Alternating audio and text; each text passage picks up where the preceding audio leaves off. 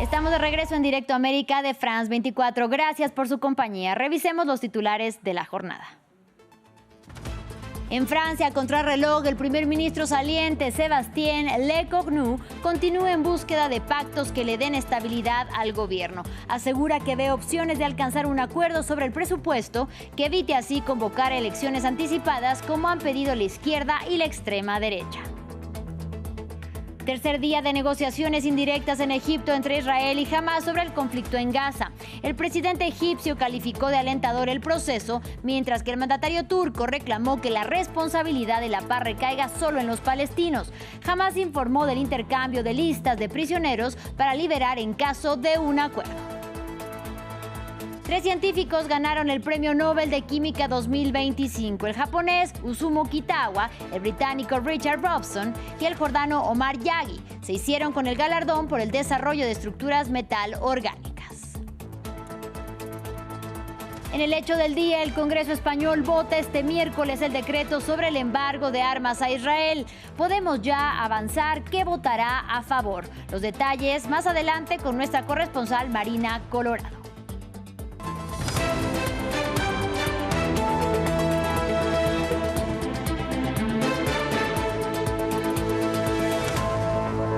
Iniciamos en Francia. A contrarreloj, el primer ministro saliente, Sébastien Lecornu, continúa en búsqueda de pactos que le den estabilidad al gobierno que atraviesa una crisis sin precedentes. El político de 39 años, que el lunes presentó su renuncia al presidente Emmanuel Macron, asegura que ve opciones para poder alcanzar así un acuerdo sobre el presupuesto que evite convocar elecciones anticipadas, como ha pedido la izquierda y la extrema derecha. Nuestra periodista en París, Erika Olavarría, nos informó sobre el avance de los diálogos este miércoles.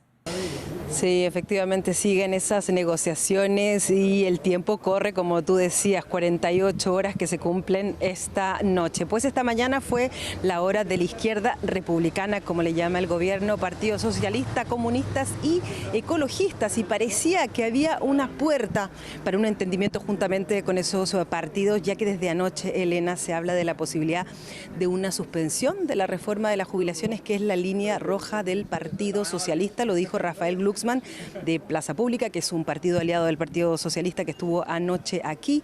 Luego, ayer en una entrevista con Le Parisien, la que fuera la ministra que creó esta reforma de las jubilaciones, Elisabeth Borne, hoy ministra de Educación, decía que ella estaba de acuerdo con una suspensión de esta reforma, y trascendía también que Sébastien Lecornu hace 15 días pidió un informe sobre los costos económicos que tendría una eventual suspensión de esta reforma de las jubilaciones. Sin embargo, vino el Partido Socialista y tras la reunión con Lecornu, Olivier Faure, el primer secretario, dijo que bueno, que el primer ministro tomó nota de este pedido de los socialistas, pero que se ve que en la situación actual él no puede tomar ninguna decisión y que más bien lo único que hace es informar a Emmanuel Macron, al presidente, de lo que desean los socialistas. Así que para él esto no cambia nada. En el mismo sentido reaccionó Marine Tondelier, la ecologista, y dijo, bueno, sabemos que quien está detrás de todo esto es Emmanuel Macron. Parece que Lecornu, sin embargo, está evitando simplemente una disolución y la destitución de Emmanuel Macron con estas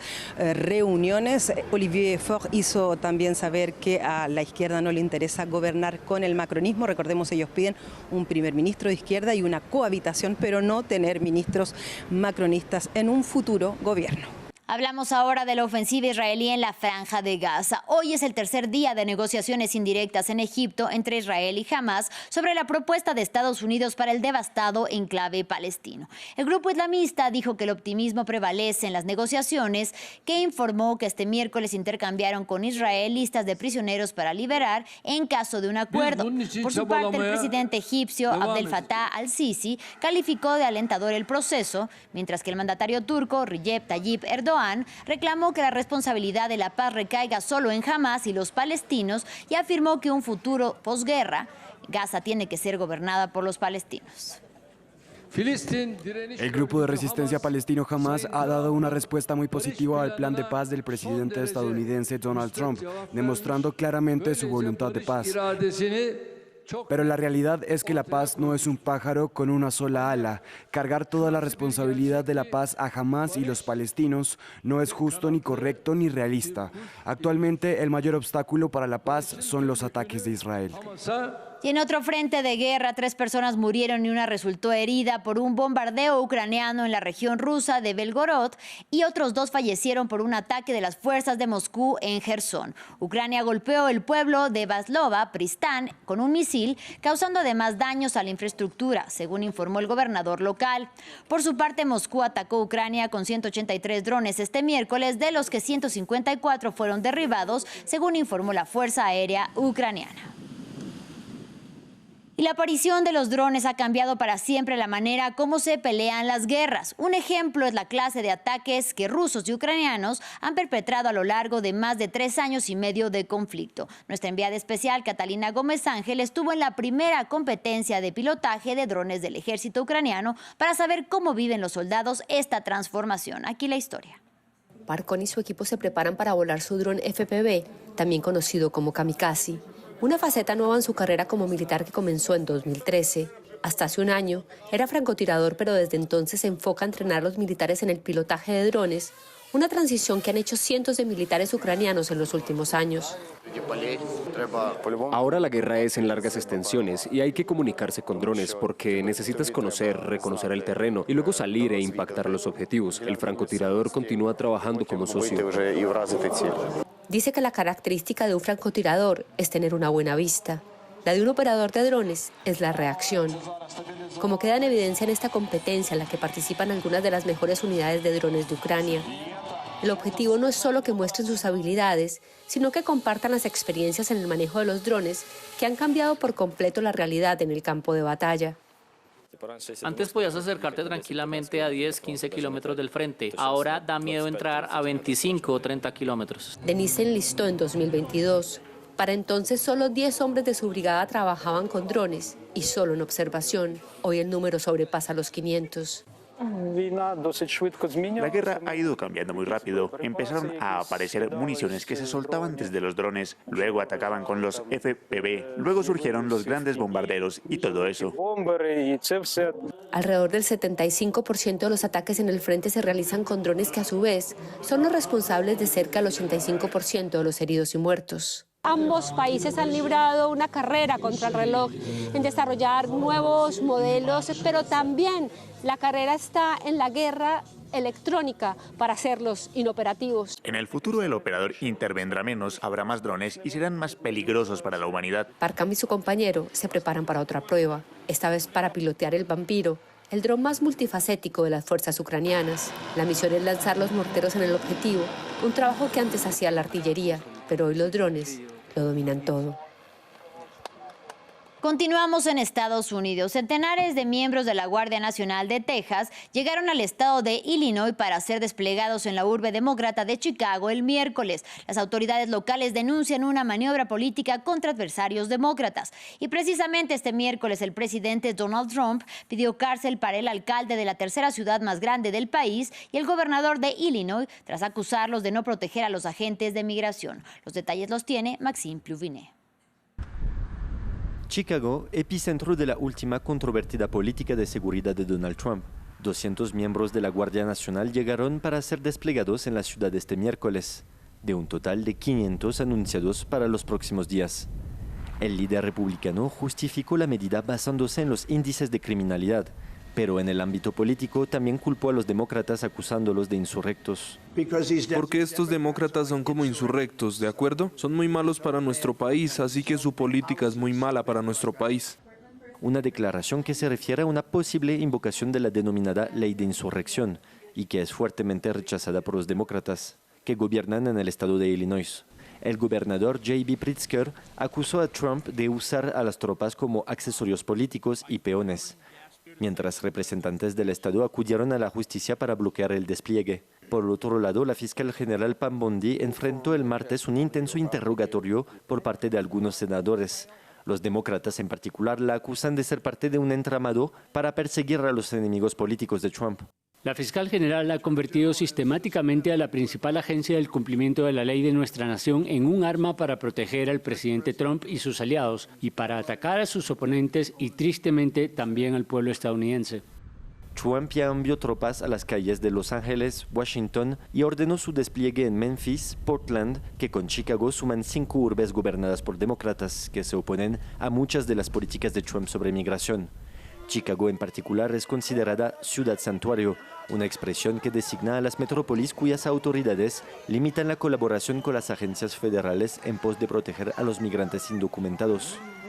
Y al sur de la región latinoamericana, en Ecuador, el gobierno denunció el martes un ataque contra el presidente Daniel Noboa cuando una caravana de vehículos oficiales que trasladaban al mandatario fue atacada con piedras y otros objetos en la provincia del Cañar, al sur del país, por manifestantes en su mayoría indígenas cañaríes que rechazan las recientes medidas de su gobierno y en especial la eliminación del subsidio al diésel, una medida que ha desatado una ola de rechazo, paro nacional y protestas masivas convocadas por la principal organización indígena del país, la CONAIE. Nos lo cuenta Jesús Yajure. Piedras, palos y, según la denuncia del gobierno de Ecuador, también balas contra una caravana en la que se trasladaba el presidente Daniel Noboa en la provincia andina de Cañar, a 178 kilómetros de Guayaquil. Videos difundidos por el gobierno muestran escenas de caos como objetos volando y ventanas rotas, y lo que se asegura son impactos de bala. Noboa salió ileso y el gobierno ha presentado una denuncia por intento de magnicidio. Esta mañana en Cañar la caravana presidencial sufrió ataques violentos obedeciendo órdenes de radicalización. Atacaron la integridad del presidente Daniel Noboa y la vida de civiles que se transportaban en la misma. Rechazamos de manera enfática los actos violentos.